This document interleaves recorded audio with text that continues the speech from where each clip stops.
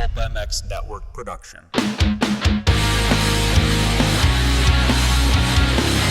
Bringing you a cheeky Brit and an American YouTube racing sensation weekly. It's the LVK More Than Moto podcast with your hosts, Phillips and Kellen Brauer. Welcome back, everybody, to another Leatt LVK More Than Moto podcast. I am Kellen Brauer, joined by Phillips. And boy, oh boy, do we have a weekend from Spring Creek to tell you about. Big Lou and I were both there. We saw the sights and sounds, the hillsides packed with Martin fans, and boy, were they ever delighted. What a crazy story that was, and we'll get into that and more today. But first off, Big Lou, how are you today, good sir? Doing well, Kellen. Happy that you managed to find the time for me. Mm-hmm. I have to battle for your attention nowadays, which is sad, but that's what happens when you become a moto media mogul. You forget about the little guys, such as myself. My apologies. Normally, I do have this feature I write for Swap Moto Monday Kickstart done by the time we do LVK on Mondays, but my day was a little bit more busy yesterday than I expected, and I edited a lot more photos than I thought I would, so I got a little bit delayed. My apologies. How many words was Kickstart in the end? I never counted. 3,000 plus, though, probably. Damn, you got me beat. I've only written 2,100 today. Yes. How did you do 3,000 words when it's just captions to photos? Well, each caption is like, let's say, 30 to 40 words, and then I put in about 80 to 85 photos in there, so you multiply it out, and it gets there pretty quick. But the paragraph I wrote to start it was actually really long today, because I went deep on the Martin family and everything like that. So, but I'm glad you're okay. I'm also glad that it was not balls hot this weekend, because I know we're still testing the waters with your level of fatigue. You were a little bit more out of it Friday once again, but we're okay, right? Yeah, that's weird, huh? Friday, for some reason, press day is my Achilles heel. For some reason. I'm feeling a little bit Epstein-Barry today. Don't cry for me. I'll be okay, but I feel a little bit... Maybe the most Epstein-Barry I've felt today. Interesting that you can relate so well to many athletes in this sport right now based on what you've lived through and what's going on right now, because we've got a lot of guys pulling out of these races from illness, and it's not just you. Yep, and speaking of relating to people, last week I detailed how the Rocky movies uplifted me. I've watched 2 movies now in the last couple of days that have uplifted me. Would you like to know what they are? Tell me. Well, I've just rewatched Air. You're familiar? It's probably the 5th time that I've... Deary Kellen. Let's get cultured, yeah? Probably the 5th time that I've watched it. Goosebumps all over. I just can't believe it. And then on the plane, I watched Ratatouille for the first time, and it was equally touching. Lovely. Don't know what's funny, Kellen. No, the words great. at the end will stick out to me forever, Kellen. And they were? Fuck. No, I've been saying it all day. Hold on. Not anyone can be a great artist, but a great artist can come from anywhere. Fuck me. Well done, Lewis. Well done. And you can really relate that to motocross, because you could say not everyone's going to be a great rider, but, you know, it can come from anywhere. Look at Cornelius Tundal from Norway. Look at Mikkel Harrup from Denmark. So what I feel like is Ratatouille really tells us a lot about 2025 pro motocross. I think that will go very well with your other inspirational quote from last week, which I believe was, "I can give a lot more than I give." I don't remember saying that. Oh, yeah, no, you did. I remember saying, "I pity the fool." There was a lot of that last week, too. Yeah.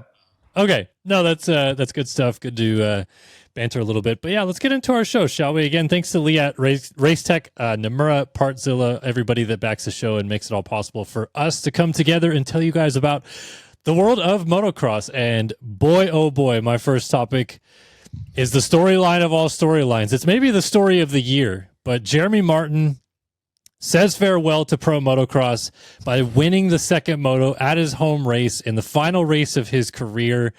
And basically, the first thing I want to even get into with this topic, Lewis, is what the hell? Because where did this come from in the first place? J-Mart has not looked, did not look good to start in Pala, or before he crashed at Hangtown. It was going better at Hangtown, but not this level.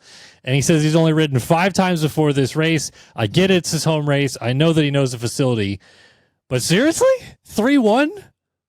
Well, first of all, you said what the hell, and to keep us TikTok relevant, you should say what the helly? So that's your first mistake. Second of all, I have so many questions because this sets off a variety of mousetraps, if you will, that pertain to different areas of the sport and different people and different eras, such as, what does this say about the competition in 250MX? What does this say about the level a decade ago versus now? What does this say about the muck-off FXR Club MX team who J-Mark couldn't replicate these results with? What does this say about Star Yamaha and what they're actually doing there? What does this say about Nate Thrasher, Michael Moserman, and the rest? That J-Mark can come in and do this, and they're on similar equipment with the full shebang and aren't doing this. And there's probably more, but I've kind of lost my train of thought there. But you get what I mean? There's this almost, to me, now the moment is over. J-Mart is not the story. It's the cascade of subplots that J-Mart has opened up. Okay, that's all fair to ask, but let me rebuttal with this. What does this say about someone who's knowing full well there's no next week, basically? You know? Wow, like, well, but a quote from Rocky, there is no tomorrow. But all these other guys are trying to make it a full season and more or less trying to make it into SMX because that's where a lot of the money is won these days and all those things as well. J-Mart wasn't trying that. Like, this is such a one-off thing for him. And I'm sure that the emotions of it and the adrenaline of it and all of that probably spurred on a lot more out of him than what we've seen this year. But I think you can maybe not, read too much into all of those other things that you said, because the fact that J-Mart was going to go win or die trying, more or less, which is not what everybody's doing every weekend, right? Yeah, you could maybe compare this to some of those one-off Motocross of Nations rides, which are phenomenal, built on emotion and just a sense of, this is my shot, I'm going to take it. I think that's maybe your biggest comparison. And we've seen a lot of those over the years, anomalies and whatnot. It would have been really interesting to see what would have happened if, for some reason, J-Mart had not done Millville and had chosen Unadilla. Because I still think it would have gone better than the start of the year. But would it have gone this level? I don't know, because I rebuttal myself now with this. J-Mart also didn't win at Millville every single time. He was beaten straight up there when he was at his best. So that kind of dispels the home track advantage discussion. Because if there was really a home track advantage, he would have used that to beat Cooper Webb when he was at his very, very best. Okay. I haven't heard anybody talk about this, but if there's anything that can be read into this a little bit, and I'm not even saying that this is possible, but you know what a lot of people said about Millville this weekend? Not ripped as deep. And we just came from like 3 rounds in a row where they maybe ripped it the deepest we've ever seen it. Like Redbud was basically, I had the GP riders saying how technical it was, which is, I've never heard Redbud described as technical.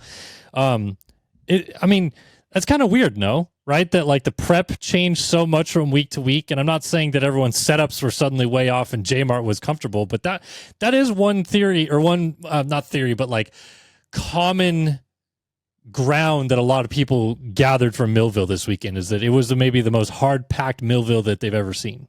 No, but I think that was weather dependent. I think they were bracing for the storm that was coming. Yeah, because you brace for the storm Friday night. I think it was Friday afternoon it was meant to hit. So then you don't rip it as deep. You kind of leave it harder so that the rain will just run off and it won't destroy the track. And then although from there you can salvage it to a degree, it's never going to be the soft, loamy Millville that it would have been if it had had a week of prep and being turned over. So I think that was just a case of they were ready for a storm that never hit, and therefore the conditions differed from normal. I mean, they got a lot of props. Justin Barsha put a post on Twitter, or X, saying that props to Millville, that's how pro motocross prep should be done. But I think it was a happy accident more than a conscious decision. Well, I guess maybe it should be a more conscious decision. People have not been happy with how deep the tracks have been of late. I've heard a lot of negative opinions about the prep of the tracks and stuff like that, but that's beside the point and not really what I wanted to talk about. And I actually really want to talk about the positives of this because, look, like Jeremy winning this moto is such like a gold star now on the series, which has otherwise of late been a little dull.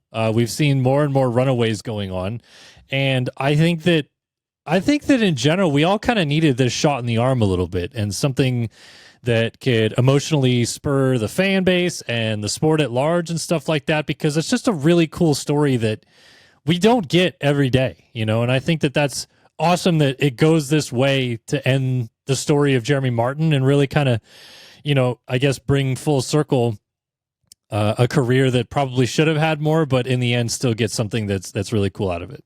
Yeah, moving away from the retirement side and focusing on the local aspect of it, it really reminded me of a lot of GPs over the years.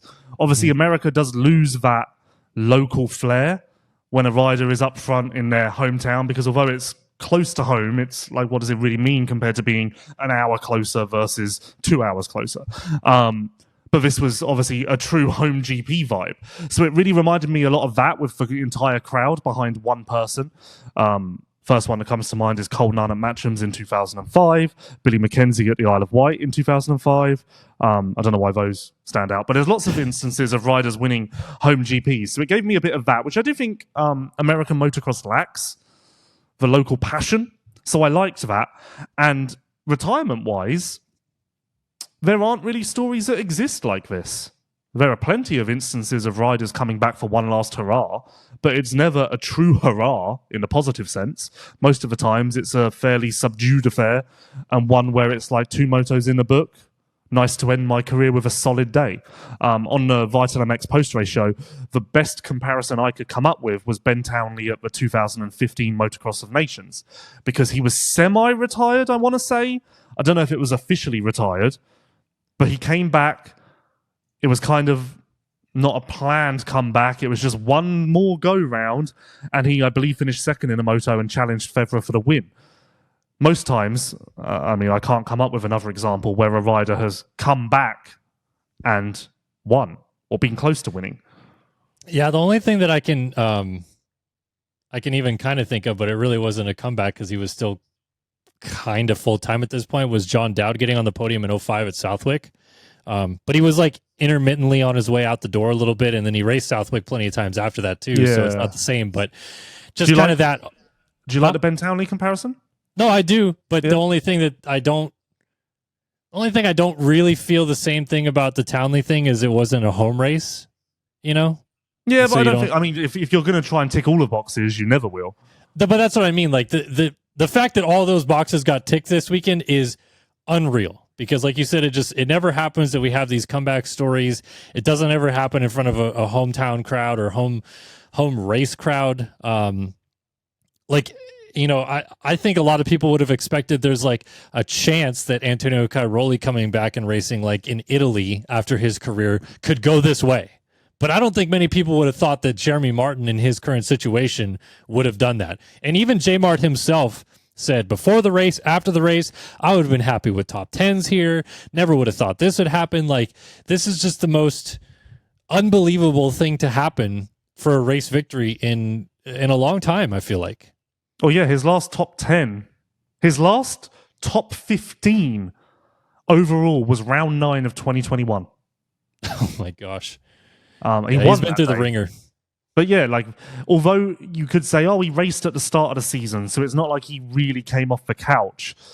Results-wise, he's not done anything of significance in 4 years, which is crazy to say. Does this reflect negatively on, I don't want to say Shimoda because he rode great at the weekend, but let's say Kitchen, for example? Let's say Kitchen's beating his head against the wall with Deegan and like trying to break through and steal one from him, and then J Mark can just do it. Like, does that portray negatively on those riders, or does it affect them negatively? Because I can imagine being a little bit like, I've tried everything, and this guy can just do it. Like, what am I doing wrong then? I mean, I see where you're coming from, but again, I just go back to these guys are so much in the grind of it that it's so much different than just in J Mart's case, he probably was the most rested and prepared for a race he's ever been in his professional career, because it's not like he was a little banged up from Hangtown, but he wasn't hurt.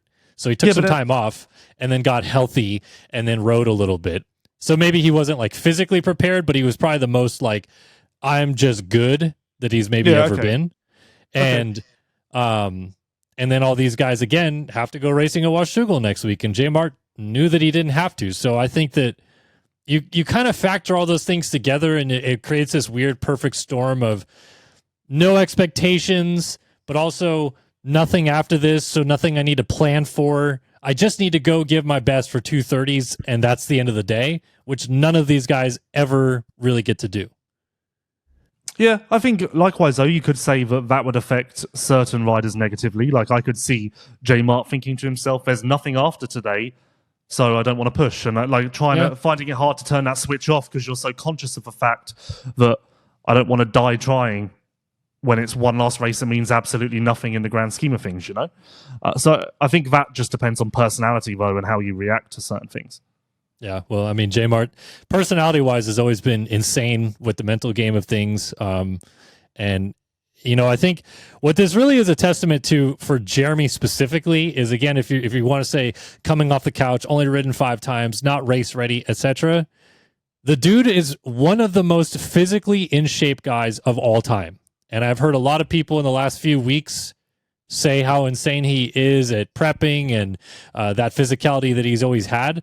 But to be 45 minutes into a day after coming off the couch and be able to turn it up and do those 3 or 4 laps that he did halfway through the second moto to pull it back away again is just a testament to that physical ability that he always possessed, and why he was one of the gnarliest guys late in the moto on a 250 in his championship winning career, championship winning days. So I think that was just really cool to like see that old version of him still in there. And he even told me after the race, he's probably going to go training Monday morning because it's just in his blood. So kudos to him, man. That was sick. Yeah, agreed. He told me on press day that he wouldn't rule out a full Canadian season and other races. So I think that you will see him again, just not in professional American motocross. Yep.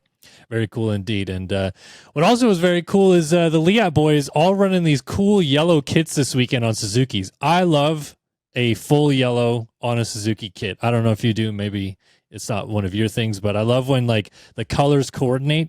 And Paturel and Nichols Leatt stuff was very cool this weekend. And you too can check out Leatt at Leatt. Protection is in our brand DNA. It started 20 years ago with groundbreaking Leatt neck brace and continues today with an extensive product offering of protective gear and riding apparel. But what Leatt really stands for is inspiring confidence and ensuring safety with every ride. Be sure to check out Leatt today and see what you guys can get up over there, whether it's neck braces, full gear sets, anything of the sort. And we appreciate them supporting the show. All right, on to my second topic, Big Lou, and this is the one that I knew you wouldn't pick because I don't think that many people are really giving this enough credence. But to be honest, I think similar to my discussion 2 weeks ago after Southwick. Can I guess? Go ahead. Stav Orland. No, we can't. No, I took a stab in the dark, if you will. Similar to my discussion 2 weeks ago after Southwick, where I said Jett Lawrence is not getting the credit he deserves for the way that he's stacking up these overalls and becoming one of the winningest riders ever in a short amount of time. I think we're kind of there now a little bit with not getting the credit he deserves, Hunter Lawrence. Hunter coming off of an injury into this outdoor campaign and pretty much immediately, or not immediately, but quickly becoming the second best guy of the series and now getting his first moto win of the year. Dude, he's really good. And like there's a lot of credit given to Jett. Of course there should be. But Hunter is right there, man. Like he is giving Jett a bit of a run now in terms of race victories, and clearly now the second best guy on the track. So kudos Hunter Lawrence. Like we got to talk about him a little bit more, I think. Yeah, we do, but I find that this is really subjective because I think that the opinions of Hunter Lawrence pre-season were all over the map. I personally was of the opinion that, okay, maybe Eli Tomac will take the number 2 spot from him, but he is certainly better, I've said it a million times, better than J-Coop, better than AP, better than those guys. So I felt like, I feel like, yes, the fact that he has displaced Eli, and he did that at Southwick, and we talked about that then, that is deserving of credit. But other than that, I think Hunter's just doing what Hunter does. And I think we came to that realization last year because he was the second best guy behind Chase. And now he's the second best guy behind Jett. Like, he is, let's say that at their best, Chase and Jett are Eli as well, but it's not relevant. It doesn't pertain to this conversation in the present moment, are the godly talents or whatever label you want to put on it. I think Hunter is the next in line in whatever form you want to have that conversation above the J Coop. Let's say that he's a middle ground between the J Coops, the APs, and the Chases and the Jetts at their best. Because obviously now Chase is behind him currently. But we'll see how that shakes out. That will be the best test of Hunter if once Chase gets back to his best, if Hunter is closer or ahead of him, which would therefore signal a clear improvement over last year.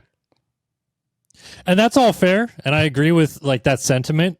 But why I want to give it more credit and why I think it deserves a little bit better of a look is because in the past when Hunter would go through an injury, which this was not a small injury, he had to get a little surgery done to fix what was wrong in his shoulder, and he took a lot of time off the bike. He did get back on the bike before Jett, so I guess maybe he had a little bit more time to build back.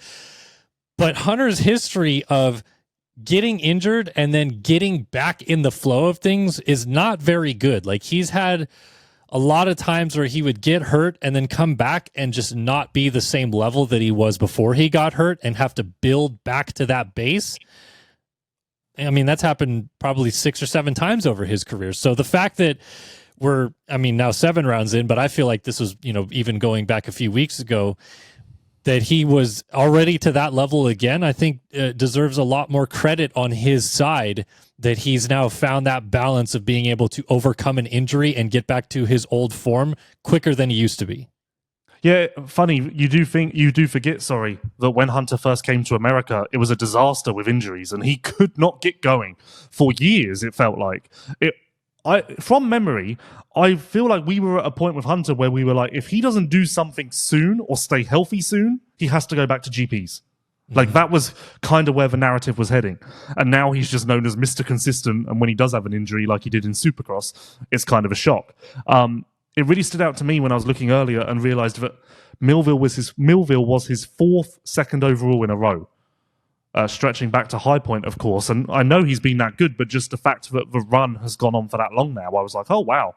We're deep in the Lawrence 1-2 situation, deeper than I maybe realized. Yeah, credence to your comment about him coming back and rebuilding. I mean, there's a clear mark in the calendar where that kind of happened at High Point. He went 3.55, and then since then he's been second ever since. But I don't think that was injury related. I think that was more bike related, personally, or maybe those two live side by side. Who knows? No, I think you're right. I think that there was a little bit of bike issues that they're sorting through, and I think he was probably also trying to get his feet back underneath of him. But again, just to get back to this level as quick as he did, I think is really cool. And I still think he's getting better. Maybe that's just the fact that he won this first moto this weekend, and it's maybe changing a little bit of the narrative of that. But I feel like each week he's maybe a little bit closer to figuring out the full puzzle. And obviously a start will help, and Jett keeps getting him off the start. But I think that he's right there now on his hip every time off the start. And if he can start in front of him, I would be really keen to see like what happens if the two get out front together and Hunter's leading for a while in the moto. I think Jett might still get him, but it's not like Hunter's 50 seconds off, like he's right there. So I think it's kind of cool to see his development throughout the season. In a never before seen LVK move, can I do my first topic now? Because this carries on from what you just said brilliantly. We're breaking new ground on LVK. Who said that we can't change? I don't really know how you'd label this or title it, but it stood out to me. Like, we're at the point now with Jett where I don't know what to say after these races. Jett won, he's the best guy. Cool. Like, it's really hard to analyze that and come up with new takes and new opinions about Jett. I kind of just want to replay what we've said after every race this year and every race 2 years ago when he had his perfect season. So I was fishing through his times and everything, trying to find anything that I could be like, oh, that's interesting about Jett. And one thing stood out to me. In the first moto, which he lost, he had the fastest lap time by 9/10. And to just paint a clearer picture, he was a 1:55.7. Hunter was a 1:56.6. And then Chase was a 157.5 and no one else was even remotely close. So whatever, you'd expect Jett to be the man with the fastest lap. Weirdly, he never got to within a second of that time again in the moto, which makes no sense to me. Like, okay, maybe you don't beat it. But to never get back within a second of that, weird to me. And then it makes me call back upon his comments on press day at Redbud about needing to try harder. Was that Jett's try harder for one lap? And that was all he had and he kind of just decided it wasn't worth it? I don't know. But that's weird to me that there's such an anomaly in Jett's data, right? No, you're right. But I mean, I think that it's been pretty obvious this year, at least to me, that Jett is 90% of the time, whatever number you want to give to it, managing the race a little bit more than he used to. Like, I think he's okay with being a few seconds ahead and going, a few ticks off of what his best pace is. And then when he has to push to that level, it definitely forces him to do something a little bit different. But I guess what I'm curious about in the dynamic with him and Hunter specifically is, like, if it's Chase or Eli pushing him, I think Jett, goes to a different level in the way that he pushes and that he rides, because he doesn't understand how they will race him the same way that it would his brother. So do you think Hunter can actually push Jett? Like, if Jett only has that one or two magic lap and then he's starting to struggle or just can't find that flow consistently, like, will Hunter be the guy that actually pushes him to break? Well, first of all, going back to what you said about Eli and Chase, it would have been very interesting if Chase, I guess in this instance, in that first moto, had followed Jett through and kept the pressure on him the entire time. Because then would he have beaten Hunter? Like, would that have been the push or the catalyst to him going to the front? Maybe. I don't know. Maybe we would have seen more of those lap times. Secondly, my anomaly in the data stretches to a narrative from the second moto as well. Because in the second moto, curiously, and I feel like I don't understand this, Hunter and Chase ran faster lap times than they did in Moto 1. Which makes no sense, right? Like, some people said to me, track work, but they're not doing that much track work. And we know that every rider told us the downhill was ridiculously sketchy in Moto 2, specifically. So Chase and Hunter managed to do faster lap times, but not Jett. Jett still didn't even come close to his first Moto lap time. So, in my thinking, and other people's thinking, because I've ran this by a few people, is that Jett in the second Moto looking behind, seeing Hunter and going, I've got this under control. I can ride within my means. This pace is good enough for Hunter. Yeah, I kind of believe that to be the case because, again, more so Hunter than Jett, they both talk about knowing each other's strengths and weaknesses all the time. Like, it's a very common phrase that they use about each other, saying that they train together, they ride together, they know where someone is better or worse or something like that. And so, in a way, I think Hunter is at a disadvantage racing Jett at all times because Jett just knows too much. Like, if it is Chase or if it's anybody else, J-Coop, someone else that actually gives him a run for his money, I don't think he fully understands where the strength and weaknesses are for those guys. And if they push him in an area that he's unfamiliar with and push him to that level, I think he's more likely to break. Whereas Hunter, I think, as you said, he kind of knows what to do and how to cover that off, which is maybe the most frustrating part about this current situation is that we may not see that true Titanic battle because they're brothers and because they know each other so well. They're both so good, but we're maybe never going to see that mano square off because they're so familiar with each other's tendencies. Well, yeah, even you would think, I would presume that like Jett's riding in that second moto and let's say he hits a square edge bump and his rear end steps out, I would imagine he would go, Hunter's not going to like that because he's struggling with X, Y, and Z with his setup, Even down to the weaknesses, I can imagine Jett's like, yeah, Hunter won't be able to push much more on this because he doesn't like his bike when it gets like X, Y, and Z again. Not to mic drop here and really just raise my status, but I was interviewed for a MotoGP magazine last week about the brother dynamic between Hunter and Jett, because they were comparing it against the Marquez brothers. And from my limited knowledge of MotoGP, the Marquez brothers are on different teams. And this was kind of where I was saying, like, I almost wonder if, and this kind of is, I'm mentioning this to your point about us never getting that Titanic battle or whatever. I almost wonder if Hunter would benefit from a different team that sole focus is we need to destroy Jett. We don't care about the bigger picture of a 1-2 for the Lawrence family, which ultimately benefits HRC as much as it does the Lawrences. Maybe the mindset of a team that's like, our sole purpose, as everyone's is to go out there and destroy Jett and exploit his weaknesses and beat him. Because ultimately, I would imagine Hunter isn't surrounded by that mindset. Or that workload, if you want to call it that. So, but then will we ever see that? I don't know. I mean, I think just to rebuttal to this, I mean, the Marquez situation, I think, in a way, although they are on separate teams, is still so similar to this because I believe Alex looks at Mark as like superior, more talented, more skilled. And so for him to even be second in this championship in MotoGP is just awesome. Okay, so, and I think Hunter feels the same way. Yes, like, I said this for the magazine. I said, I think that Hunter accepts a second to Jett as, that's great. Look, I just got close to the man. Whereas I think the dynamic, the family dynamic and the brotherly dynamic and the racing dynamic and all of the dynamics would be different if Hunter believed deep down and came in from the moto and went, I can't believe I let him beat me. I had that. I knew I had that, you know? Like, you could even see it, I think, in the first moto podium celebration interview and whatnot. It was almost like, wow, look at that, I got one. rather than I can't believe it took me until round 7 to get this. I should have had it all along. There's almost maybe too much respect for Jett, which also maintains the family dynamic, and it's a spider web of many dynamics.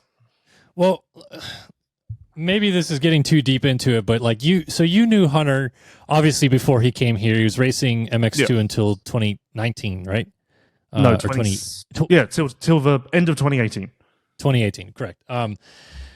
I feel like post the slew of injuries that he had in the USA, it like took a little fire away from the burning desire he had to get his family to be successful, if you will. Like he's talked about this in podcasts where after the shoulder dislocation at Loretta's in 2020, he was like, I'm done. It's Jett's to carry now. Like, you know, we made it as a family and now Jett's going to carry the torch. But I feel like before that, he was very like, my family risked everything. We came to Europe for me. It's my thing to do in a way. So like, I almost wonder if all those injuries he went through when he got to the USA is part of why the mindset flip has happened. And like, he's okay with not being the guy that wins all the time because he kind of like in a way already had accepted that path that he had created for himself in his own mind had already been completed, you know? I don't know if I agree with that, but to a degree you could make a similar point about he was never the guy who was winning in GPs. So he's never been that guy. Whereas if you compare it to Prado is having a hard time not being that guy because that's all he knows. Whereas Hunter actually never knew that. Jett, that's all he knows. So maybe that comes to the humility a little bit as well. Also, though, to your point, I think that maybe we don't give enough credit to the fact that Hunter has rebuilt to this point. I'm not talking from the injuries this year, beginning of his 250 career. Like, exactly. Again, we presumed that he was done and there was no path for him in America.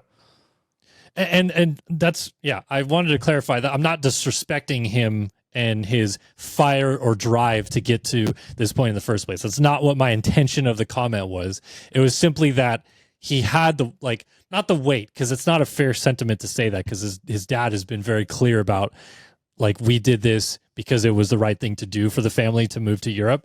But I feel like Hunter carried a little extra chip on his shoulder when he was the guy that the family moved to, across the entire world for. And once he realized that the family was okay and Jett was going to be okay and everything like that, I feel like that big brother instinct has, again, I'm not trying to use this as a disrespectful thing. I'm trying to say that I feel like he has felt that he made it. You know what I mean? Yeah, I don't know. I still don't know if I can agree with that, but I can see your thinking. let's say. Yeah.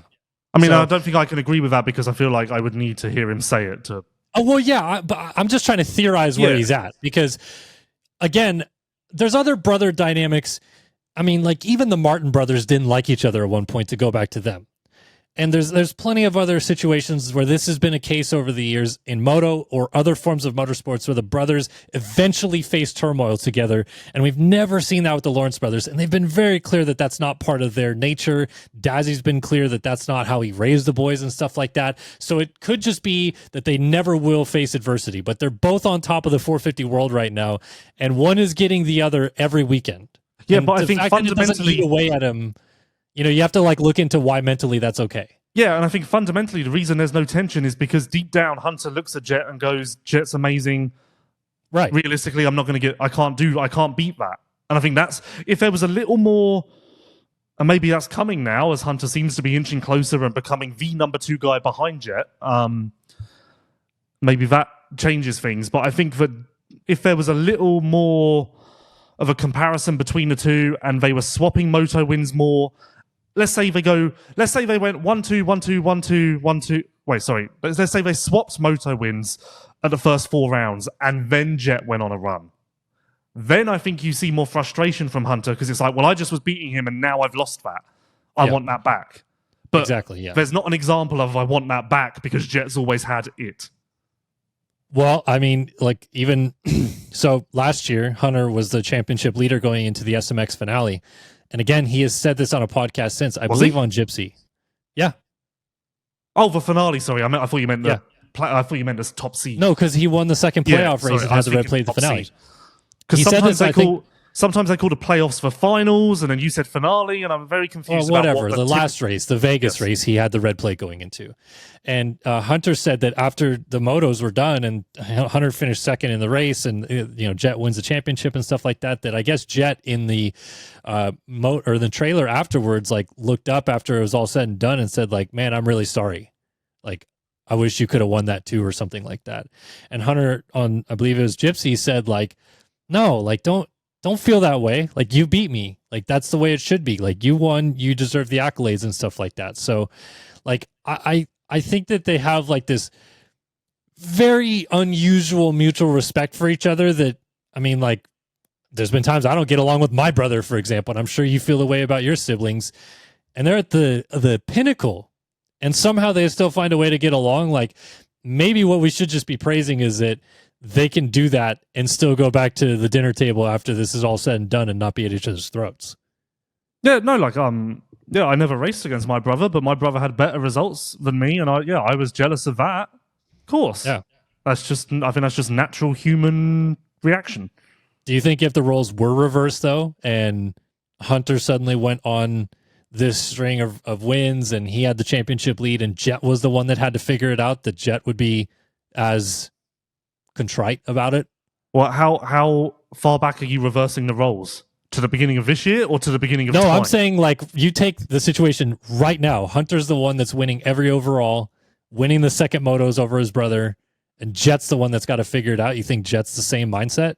I don't think there's visible frustration, but I think there's definitely a sense of effort behind the scenes of like, I know I can get him, so we need to figure this out. Mm-hmm. Okay. Whereas I don't think that's the opposite. And to be honest, is that the case with any rider? I think only Chase really goes to work and goes, I know I can beat him. We just need to figure it out. Yeah. Yeah. No, I mean, it's cool though. I mean, like I said, this all stems back to the beginning of my topic, which is I think Hunter really deserves more credit for coming back, getting into the flow of things, now has a moto win. I really want to see him get an overall win. Like, as cool as Jett maybe winning every overall this year would kind of be for the sport as a status point, I wish Hunter would get his just once. Like, he's actually hold the number 1 trophy just once in his 450 career would be really cool. So I think that when Hunter wins an overall, the reaction will be quite subdued because I think everyone presumes he's already got one. I think that's a fact where when you say, oh yeah, Hunter's never won one, a lot of people go, oh yeah. You know?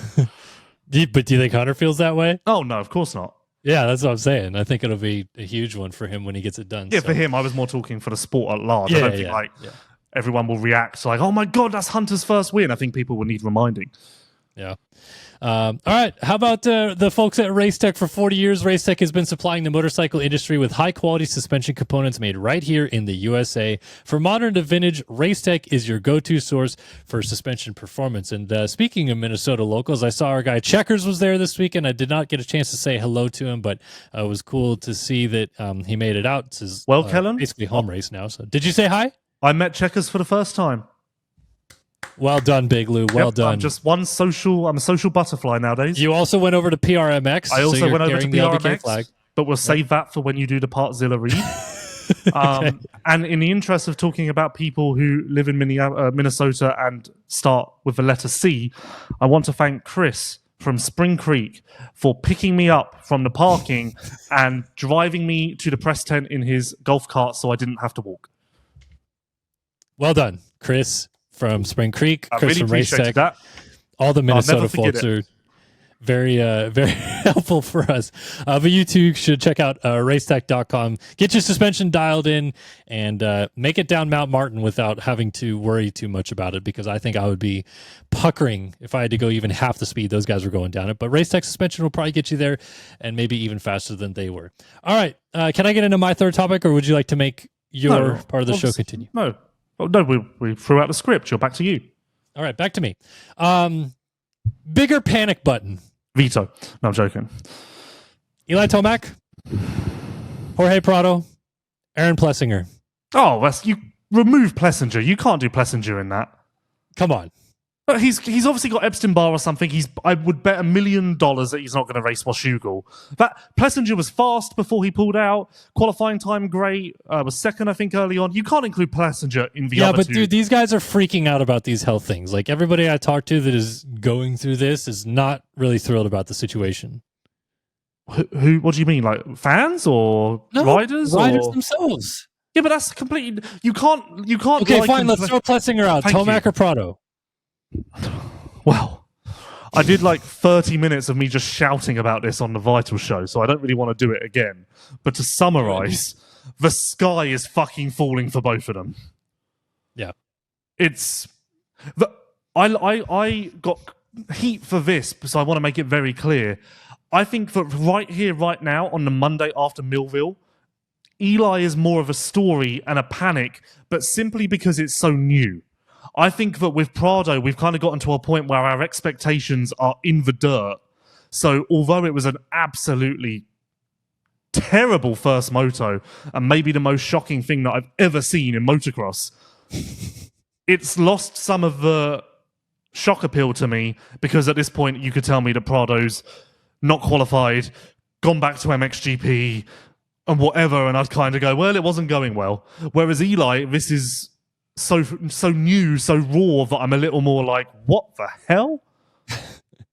You know what's funny about the Prado thing to me a little bit, and this is kind of off topic of that, but I asked Gio and Lacurcio about passing Prado, and they both are kind of like, yeah, whatever.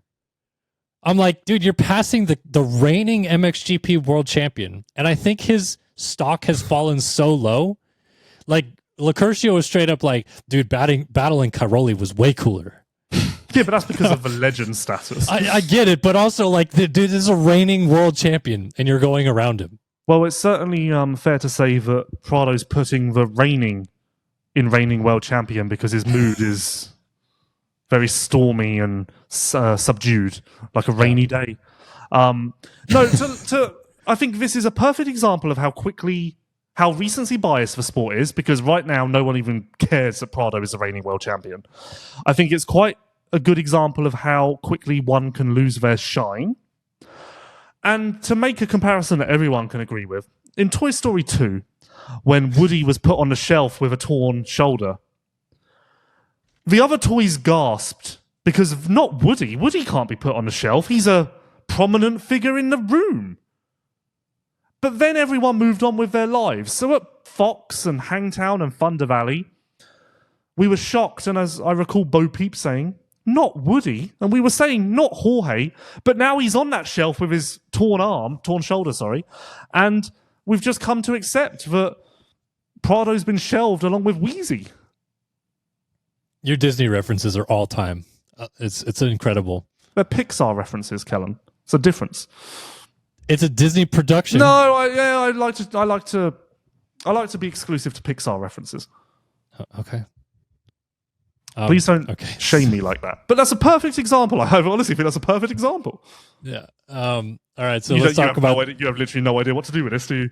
I don't. I'm kind of out in left field a little bit with this, but let's talk about Tomac. We all saw the PR. I've literally ruined you. You've ruined me. We all saw the PR. We're just going to try to get better next weekend. Do you want me to do a subject on the PR? No, I don't. I really don't. We don't need to go there this week. Well, let's just clarify for the people, though, because the people are going to want this information. If you haven't seen, Eli's PR quote was, "It was a difficult couple of motos this weekend.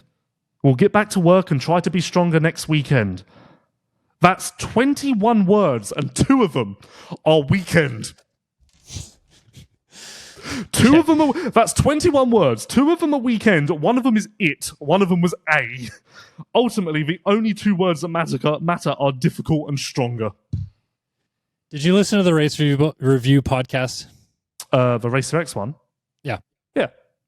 So I'm sure you heard then Jason Wygant talking about James Stewart's thoughts on Prado and Tomac, which is, to quickly surmise, he basically said, these are 2 guys that as soon as they get past to like 4th, everything's over. Like, they're so used to going forward and then battling for wins that as soon as they're 4th or 5th, it doesn't matter if they're 4th, 5th, 12th, whatever, the whole thing is a shit show. So they just kind of stop, like, caring is the wrong word, I guess, but like their level of effort to try to get 7th is not, they're not really throwing everything at it anymore. So do you feel that the Tomac thing is more in line with what Stu is saying, or is there much bigger problems at play here, either Bike or Tomac himself related? Well, let's do it like this.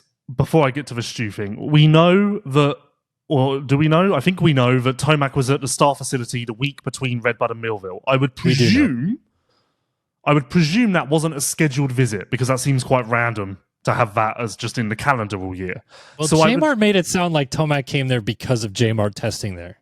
Oh, really? I didn't know. Well, I didn't hear this from J-Mart. So J-Mart told me on Friday that Tomac being there, like, he came out, rode with him, and then he texted Tomac after that it really meant a lot that he came. So, like, I don't know. Maybe that's the wrong way of putting it. Okay, the version you're I right. got It's probably not a Eli scheduled visit. The version I got was that Eli did multiple days of hard testing. Yeah. So following that narrative, I've got to presume that was in reaction to him already not being happy with bike setup. So maybe it was made worse, and this was just a confidence crisis of coming into Millville and being like, I'm really lost with this bike. I'm really not happy with this bike. And therefore he couldn't unlock the 2% to really send it, maybe similar to Prado, because he was just so beaten down about how uncomfortable he was on his bike, or how it isn't doing what he wants it to do. That's quite realistic and believable, no? Yeah. I mean, I think that I saw a lot of people saying how much it beat him up this weekend, like watching him going up and down the downhills. He's getting kicked all around and didn't look comfortable, and he probably maybe got physically fatigued because of that, whether it was arm pump or something else. So I do think that there's something to that, but I don't know. The counter is that I would expect Eli to be much better with a bike that just isn't reacting properly. But then the counter to the counter is that we've seen Eli in the past react very badly to poor bike setup. But this may be the most glaringly bad example in like the last 5-6 years. Yeah, I was going to say the counter to the counter is that we haven't seen this in some time, and we've rarely seen it outdoors aside from Thunder Valley, whatever year that was. Honestly, besides Thunder Valley, I can't really recall a non-crash, non-bike problem Eli day where it was just meh. So, I don't know. Does it get better? I don't know. If I'm KTM, am I worrying? Yes. That I know. Well, yeah. 100%. If you're KTM, you're now... And that deal's a lot of money. I know how I've got it on fairly good authority how much that deal is worth, and it's a lot of money. Like, KTM have put all of their eggs in this Eli basket. So... yeah, I feel like with Prado, I do know. I don't think it's going to get better until maybe next year. With Eli, I really don't know, because there is still a chance that he comes out and I think finishes 3rd or 4th. I honestly don't think he wins an overall or a moto the rest of the way. I just don't. A moto, okay, you could convince me on a moto, but I don't think an overall. And yeah, Prado, just who knows? It's the range for Prado is anywhere from 4th to 40th. The last thing I'll ask about Tomac specifically is simply because this is going around, is there any chance that this is like a health thing? Well, if we're going to deep dive his quote, because it's all we have, we'll get back to work. So he's going back to work. No days off we can take from that. And try to be stronger. Now, not to go all English college class on you here, but what does he mean by try to be stronger? Is that a mental comment? Is that a physical comment? Is it both? Is it an R&D comment? Is the bike not strong enough? Is this him taking a shot at Yamaha for the Redbud Mechanical? What would Plato and Aristotle say about this? I have no idea who those people are. Are they like Woody and Buzz? No, they're Greek philosophers. Well, I only know Woody and Buzz. Yeah. It's just, this is the situation we're in. It's so, not to go down the PR route, but it is absolutely ridiculous on so many levels that this is all we've got. Well, can you... there's going to be people in the comments that will say, you guys are journalists. Why don't you try to figure out the story? Would you like to briefly explain what happened post-race at all? Well, yeah, I tried to get Eli. I went to the Yamaha PR person, and I basically was told, yeah, we don't know if he's going to talk to us either. And I walked by Yamaha. I interviewed J-Mart, and then I walked by the 450... I actually interviewed J-Mart at the 450 rig, and nobody else was there. I swear to God, what Yamaha's thing has been recently at press days and stuff is with the top guys, let's say the 450 guys and Hayden, it's 2 questions. If Eli's on press day at Washougal and I get 2 questions, I'm going to go, excuse me, I'm going to run 2 questions for each week that we've not spoken to him. So I'm taking 27,000 questions. Thank you. Yep. As you should. Like, it's so dumb. Like, I'm sorry, if you don't want to talk to the media, don't be a professional athlete. Well, here's the dumb thing to me, in my opinion, about the Yamaha situation. If Jett or Hunter have a shitty day, and it's not like health related, so we all know what the real problem was or something like that. You know who's there happily ready to talk about what just happened? Lars Lindstrom. Yep. So where the hell is the Star Racing team manager? And saying, well, we worked on this today. We tried this. It didn't work out. Eli couldn't come because he's already on a flight or whatever. Oh, but Kellen, it just doesn't happen. You've missed it. You've overlooked it. He's in the PR. Oh, so let's pull up that quote. Well, let's see what he had to say. We had a good week of testing with Eli, but it didn't seem to translate to the race. It didn't seem to translate to the race. No. It didn't fucking translate to the race. We've all got the results. We have the receipts. It's like that Toto thing. I have it printed out. It did not. But test, change your fucking bike. It did not seem to translate to the race. No, we all have eyes. It did not translate to the race. This is fact. There's no room for it did not seem. Yeah. Yep. No, I have the receipts. The receipts, and they say that Eli Tomac finished 9th in the second moto, 1 minute 37 seconds behind Jett Lawrence. Yep. And 9 seconds ahead of, with all due respect, Cody Shock. And that's a shock. If I do say so. I have it printed out. No, that's quite funny. I didn't. No, that's going to be the title of the show, I think. I hadn't actually read that quote, but it didn't seem to translate to the race. It's such a I don't think that worked. Oh God. Okay, let's. I don't want to get into this today because we've had too many weeks of just complaining about the media side of things. So, let's move on and tell you guys about Namura. Namura Technologies has been a trusted name in performance engine components for motocross, ATV, UTV, and personal watercraft for over 20 years. From complete rebuilds to high-performance upgrades, Namura delivers precision-engineered parts built to perform under pressure. Their expanding lineup includes cast and forged pistons, connecting rods, gasket kits, engine valves, and cylinder kits, all designed to meet or exceed OEM specifications. Find full product details and application coverage at Namura.com. All right, Big Lou, you got 2 topics, and we got to squeeze a Partzilla run in here too. So what do we got? Well, first of all, we didn't really do your topic at all. Who's the biggest panic? I'm going to say Tomac. I'm going to say Tomac as well. I'll just do one topic, seeing as we've gone so long. And also, to be honest, I don't really have anything that I'm too motivated to discuss, which is obviously really exciting for everyone listening to this podcast and exactly what they want to hear. I will say this quickly. I want to give credit on the team manager front to Ian Harrison, who very openly discussed the offer that they've made to Tom Vial for next year in my post-race interview. And I'm not sure that I've ever seen a team manager discuss an offer that hasn't been signed, let alone announced, when it's still in the interim. I don't know if we've had that in this sport ever. So very big props to Ian. And full transparency, I did not catch him off guard. I said to him before, I said, I want to do an interview, but this is what I want to talk about. So if you can't talk about it or you don't want to, I just won't do it. And he was like, no, we can do it. So Ian's awesome. He's right up there with Lars to me of Ian and Lars are... I mean, do we want to try and interview Kawasaki about Prado? Get Dan Fahey out of the rig? I don't even know if... I don't even know. I don't think I've seen Dan a lot. It's not even... We don't even have a PR quote from the Kawasaki team manager. Probably, thankfully, to be honest. What should we discuss? Did we do Cairoli last week? We didn't, did we? I want to say we didn't. Well, we did before. Yeah, so let's wrap this up. And then we said we were going to do after the 2 races. We're going to recap. Pre-show, and I couldn't be bothered to go and re-listen. Let's do it. A 10 out of 10 resounding success, without doubt, without criticism, without other negative things. You cannot ask for more. I put so much more stock in the legend that is Antonio Cairoli now than I did before this 2-race run. I put so much stock in what a legend Antonio Cairoli is as a person. Yes, they had a mechanical problem, but who cares? So did Yamaha at Redbud.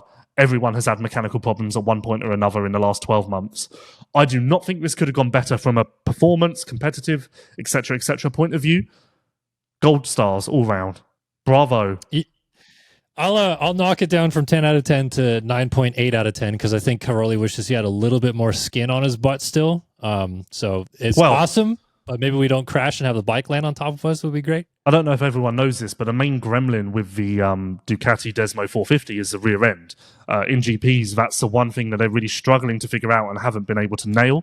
But in his testing with factory connection since he got to the US, Cairoli has managed to move in a different direction and kind of solved the problem.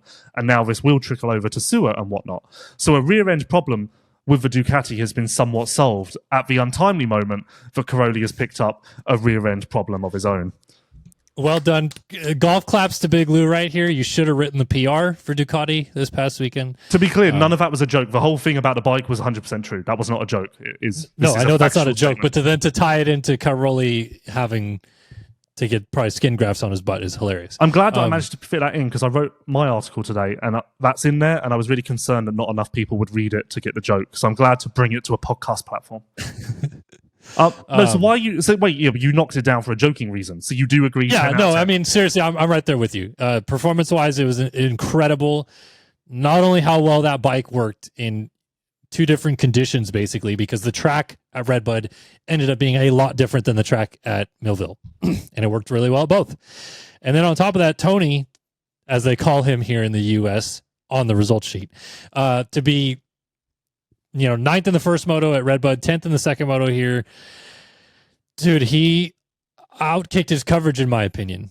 Like, I feel like his fitness, his form, his speed, all was better than I expected. And I thought he could have a top 10 in a moto, maybe. But I thought he'd get more tired and, 2 races in a row and different country and the food and all of that coupled in would make him a 12 to 15 guy. And he was... probably should have been top 10 overall both rounds pretty easily, maybe even higher than that. He told me he thinks at Redbud he could have been like 6th overall with his start in the second moto if he didn't have an electrical issue. So, yeah. I think his best results were lower half of the top 10, but to your point, I think the potential and the speed really said can be closer to the top 5, can be in the 5, 6, 7 range. Yeah. And this is a guy who's raced, I want to say, off the top of my head, 5 times in 2.5 years. And I said this in the preview of Cairoli. Let's not forget, yes, Matterley was great, but his other 2 GPs on the Ducati have been like 18ths. So this was like the run that he's on from Matterley to now is incredible. Let's bring him back full time. He's been that good. Like, imagine what he could be like if he actually prepped. Well, he told me Friday that he feels that he would still have a full season in him. Yeah, he said the same to me. And actually, he I think without doubt he's doing at least one more pro motocross round this year.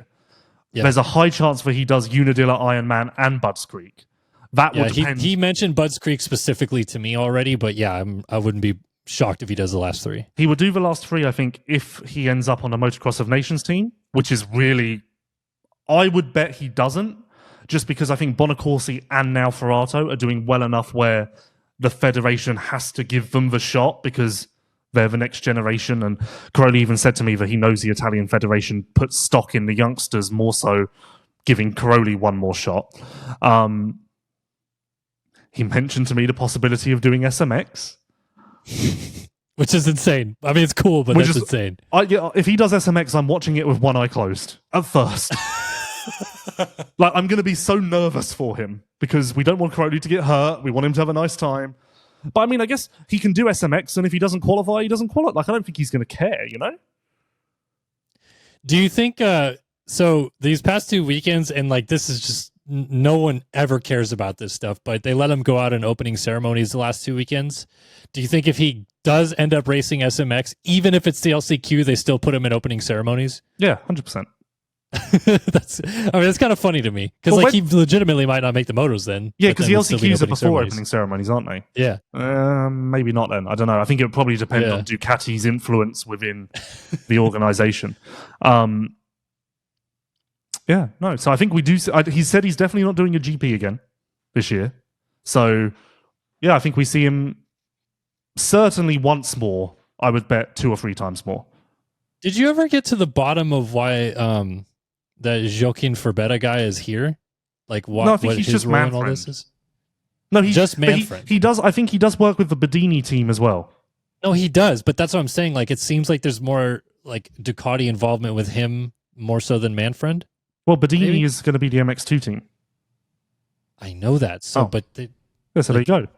He works for Bedini. But he's a Ducati team member.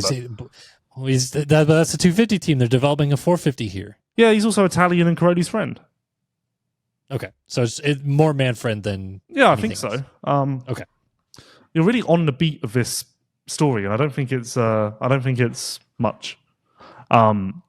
It's just weird that he was around so much. That's all. Cairoli was a great interview as well. That was brilliant. Told me on Friday that said the rear end stuff. Told me that he was kind of pressured into retiring and he was mentally tired and he could have maybe fought back, but he was so mentally tired and ultimately he regrets it and he shouldn't have retired. Crazy.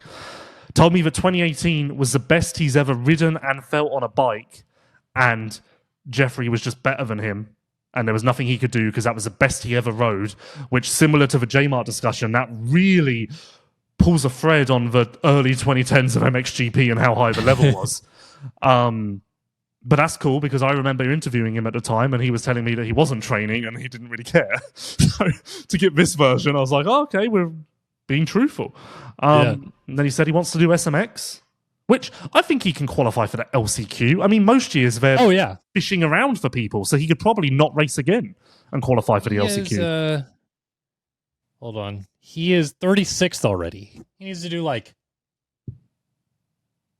2 more motos and he's probably in. Yeah, so that's fine. And like I say, I don't know how it works, but I'm sure they can make room for him if he's not in. Like, they're going to want Tony Cairoli there.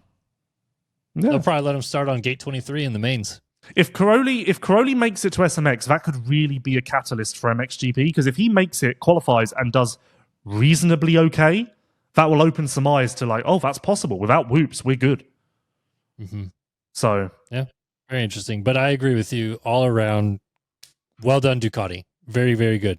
Yes, and Barsha isn't signed there, but he's very, very, very, very, very keen to get that deal done. Also, in the interest of transparency, props to Ian Harrison and props to Justin Barsha, who, in my interview, openly discussed the fact that he had a Club MX offer and the reasons why he didn't sign it. Which, like, we can do this, guys. The sky hasn't fallen. I've not seen anyone on the internet freaking out. And Daniel Blair, to the Club MX thing, also did mention that they tried to go after Barsha and it didn't work, and also listed a ton of guys that they're going after for the 4th spot at Club MX next year. Yeah, nothing. So. The world hasn't stopped spinning. Nope. Like, we can do this.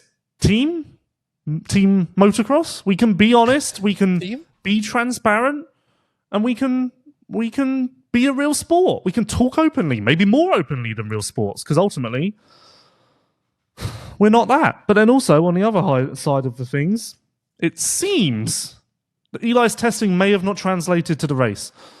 Maybe that didn't. Jury's work. Still out. Maybe that didn't. Maybe they're going to run it back and try that setting again, because maybe it will work. Really, can you really bank an opinion off of one set of data? That's not scientific. No, not really. This is Star right now in the facility. Guys, that's not scientific. We got to run it back. Let me quickly tell you guys about Partzilla. Partzilla.com is the premier OEM parts dealer and distributor. They sell OEM parts for Honda, Kawasaki, Polaris, Can-Am, Suzuki, Arctic Cat, Sea-Doo, Ski-Doo, and Yamaha motorcycles, ATVs, PWCs, and snowmobiles. Visit Partzilla.com to see their extensive line of parts and accessories. And your PRMX Blaster Power Partzilla team update. Mitchell Harrison, 17th this weekend. Solid 18-16 day for him. Cade Clayson, he made the motos straight up this weekend. 35-34, had a engine failure in the second moto. Sad for our guy Cade. And Jack Chambers jumping. Jack made it right through into the motos as well. 20-23 day for Mr. Chambers. My PRMX update, Partzilla PRMX update, Jack Chambers was the hard charger in the second moto. 14 passes to go from 34th to 20th. More passes than anyone else in the moto. So well done, Jack Chambers. That's good. And my other one is I went over there, and within 5 minutes of being there, I found out that there are now Partzilla hats for dogs, which, who knew? And they had temporary tattoos of the Partzilla logo. Nice. Yep, and speaking of dogs, stuff. I did have something that I wanted to bring up this week on a non-moto front, but we've gone too long, and this has been a good show, so I don't want to ruin it. Okay. Well, we've only done 5 topics, so we can really ruin it with a No, sixth I feel like we've one. hit the sweet spot. I've just learned that something happens that I wasn't aware of, and honestly, I want to shoot myself as a result. Save that for the off week. When we're... Okay. Remind me, dogs.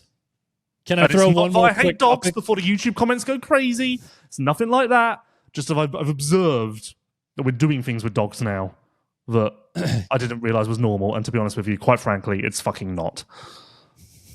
Okay. Can I throw one more quick topic in to get us to 6, though? Okay. SMX. Obviously, Jake Coop just took the championship lead. I'm not talking about that, though. I want to talk about the cutoff line, because we keep talking about these guys that are going to make it in or not make it in. There, in my opinion, are 2 slots open for the taking. Mitchell Oldenburg and Benny Bloss are on 134 and 131 points. And they maybe race the last couple, but unlikely. Wasn't Oldenburg hurt? Is he hurt? Did I imagine this? Well, I think he is, but I think that they're both healthy enough that they could race the last couple. I would presume that Benny would race this weekend, because that's close-ish to Beta's headquarters, right? Sure. So here's the conversation at hand. They're on 134 and 131 points, so basically tied 19th and 20th. 7 points back of Bloss is Harrison. 10 points back of Bloss is Cody Schock. 19 back is Gio. 27 back is Pat Terrell. Who makes it in and who doesn't? I think Coty and Valentin are the danger men in that group. I'm also I haven't worked it out, but the Ferrandis Hill McElrath group, could that be in danger? I mean, it would have to go really well. It would have to go really well for Guio or Shock, but I think it's not out of the question. I think Gio could get to McElrath and is Gio Ferrandis better than Shock? I don't know how I feel. I don't know. On Moto. In Moto, yeah. Has he had better results this season, though? I guess so. Well, lately, yes. Yeah, I wasn't really sure on that, so. No, but so I agree with you. I think Shock and Gio make it in. I'm trying to think. So, well, this doesn't matter because they would just take more from the LCQ, but I don't. I don't know if any of these guys ahead of him would miss. Hill will be back. Nichols is already in. Hampshire's made it in. I've said this in the past. I don't like the LCQs for SMX. Let's just do a top 22 are in and just do a hard cut. And if you fuck it up, you fuck it up. All right. Okay. That's what I would like to see. Okay, so yeah, I think Gio and Shock, I mean, I guess they could make it in this weekend. Well, if Bloss doesn't show up. The conversation at hand now is, does Gio catch Prado? I'm kind of kidding, but also kind of not, because who fucking knows what's going on. I mean, come on. If we're going to go back to the Prado thing, it has to be said that the second moto was noticeably better for some reason. Maybe Washougal, hard pack, maybe bike setup isn't so dramatic, maybe a little more familiar. Maybe the vibe's good. Trees, maybe he likes trees. Trees. That's where we're at. Maybe he likes the letter W. How do you do it? What was that? Lugo? No, that was soft. That track that goes in and out of the trees? Yeah, that was soft. He won there because, remember everyone, Prado won races. He was really good back in his day. He was really a good rider back in his day. Let me pull out the VHS tapes to show you what Prado was like in his prime. Lovely stuff. You're going to go to Washougal this weekend, though. I am sadly not, so I will miss you. But wow, yeah, I hope you enjoy the Pacific Northwest. Well, I recommend you watch Ratatouille and Air. Are you going to watch the Steve Holshot challenge? Well, it depends what time it is. I'm not hanging around for it. What? I don't need to see I don't need to see it. I just want to know who wins. All right. Okay. I figured you would like to be bantering with Jett and Hunter standing right next to them as they laugh about this whole thing. Well, maybe I'll do it for that reason. But if it's like 5 p.m., I'm not hanging out for an extra 4 hours. I don't know, bro. I've got places to be. You got more Rocky movies to watch. Yeah, exactly. Maybe there's a new movie I haven't seen yet. All right, Washougal coming up, folks. What a crazy weekend at Spring Creek we just had, and can't wait to see if we get some more drama this weekend here at Washougal. Again, thanks to Leatt, Racetech, Namura, and Partzilla for backing the show. We'll be back next week to recap everything from Washougal and get you guys ready for a 2-weekend off break from the series, and maybe even do some Loretta's talk next week. I know Big Lou's deep in the amateur realm over there. Not this show. Not this show. Not this show. All right, thanks everybody for tuning in to another edition of the LVK More Than Moto podcast, brought to you by Leatt. We'll see you guys next week.